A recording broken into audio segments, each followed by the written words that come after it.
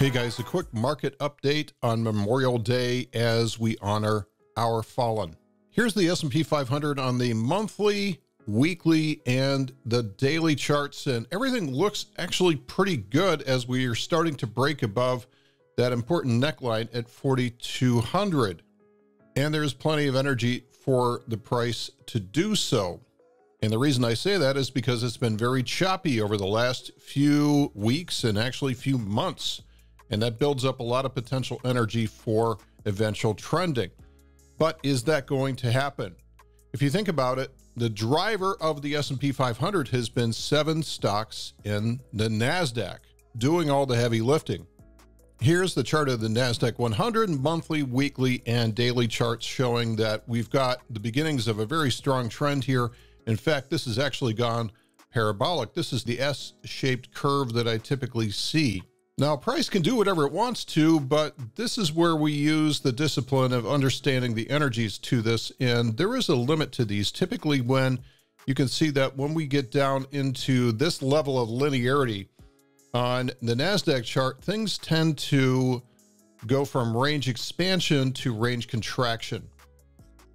The other thing that we're seeing is somewhat of a participation divergence as both the NASDAQ and the S&P 500 are making these new highs on fewer and fewer participating stocks in their index. So we've seen this time and time again over the past 20 years, and typically when this happens, you will see the index stumble a little bit, and then it will go into a form of consolidation.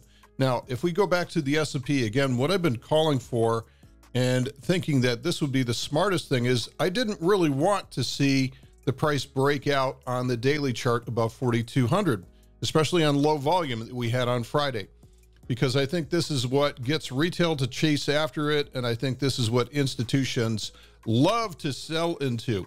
I still think the best route forward for this chart is a quick drop down to 4,000. Maybe we're going to get a sell the news event on the debt ceiling deal, which looks like it's probably going to get signed this week. And from there, we can set up a much better base, build up the negativity required to really push this thing through 4,200 with authority. I just don't think we're going to sustain a breakout above 4,200 when it tiptoes above it on low volume like we did on Friday.